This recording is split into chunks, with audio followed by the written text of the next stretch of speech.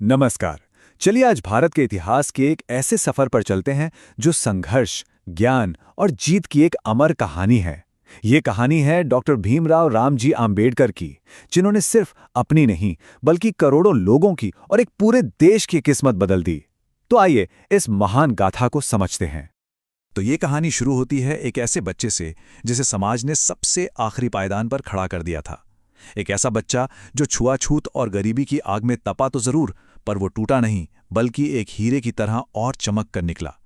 ये कहानी है कि कैसे उसने कलम को ही अपना सबसे बड़ा हथियार बनाया और भारत का भविष्य लिखने निकल पड़ा। तो पहला अध्याय है अन्याय से ज्ञान की ओर। यहाँ हम देखेंगे कि बचपन में जो अपमान उन्होंने झेला, उसी ने कैसे उनके अंदर ज्ञान की एक ऐसी आग जलाई जो कभी बुझी ही नहीं। डॉक्टर अंबेडकर का जन्म महार जाति में हुआ था, जिसे उस वक्त अछूत माना जाता था। देखिए, ये सिर्फ एक शब्द नहीं था, ये एक ऐसी सामाजिक व्यवस्था थी जहां सिर्फ जन्म के आधार पर कुछ लोगों से उनके मामूली से मानवीय अधिकार भी छीन लिए जाते थे। मतलब सार्वजनिक कुओं से पानी पीने, साथ में उठने बैठने या सम्मान से जीने तक की मनाही थी।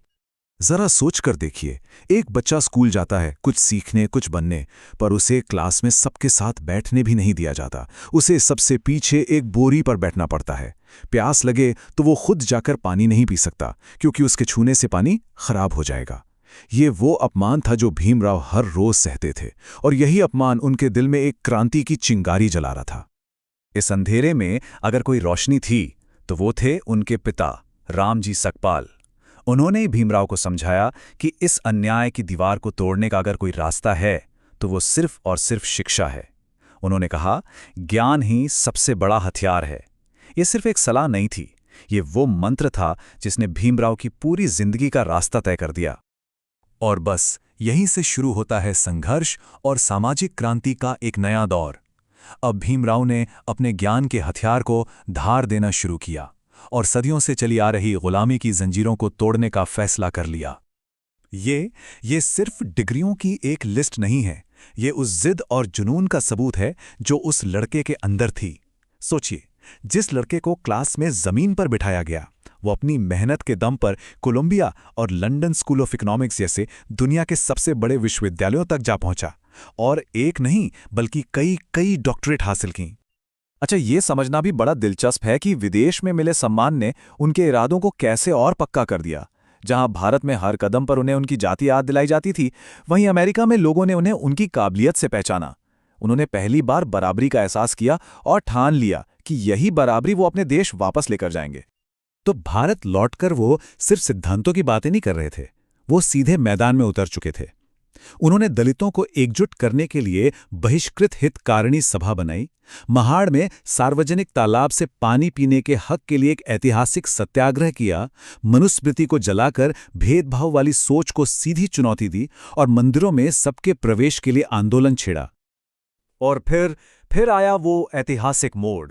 अब डॉक्टर अंबेडकर अपने सबसे बड़े हथियार यानी अपने ज्ञान का इस्तेमाल करने वाले थे, एक ऐसा दस्तावेज लिखने के लिए जो भारत में समानता के सपने को हमेशा के लिए सच कर देता।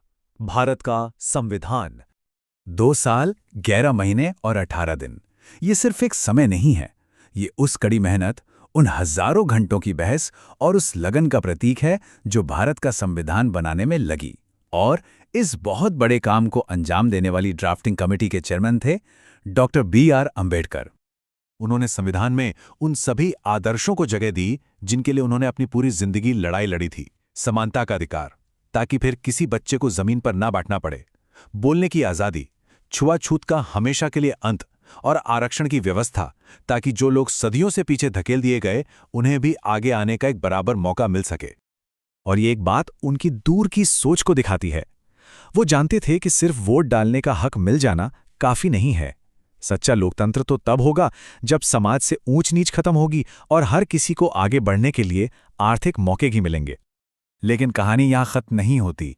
अब आता है उनकी जिंदगी का आखिरी अध्याय, धम्म, और उनकी वो विरासत जो आज भी जिंदा है। ये वो मोड़ था जहां उनकी आध्यात्मिक खोज ने एक नई दिशा ली। ये एक घटना उनके सिद्धांतों के प्रति उनकी जबरदस्त प्रतिबद्धता को दिखाती है। जब हिंदू कोड बिल, जो महिलाओं को संपत्ति में बराबरी का हक देने वाला था, का संसद में विरोध हुआ, तो उन्होंने सत्ता में बने रहने के बजाय कानून मंत्री के पद से इस्तीफा दे दिया। उनके लिए औरतों की बराबरी का सवाल किसी भी पद से ज्यादा बड़ा था।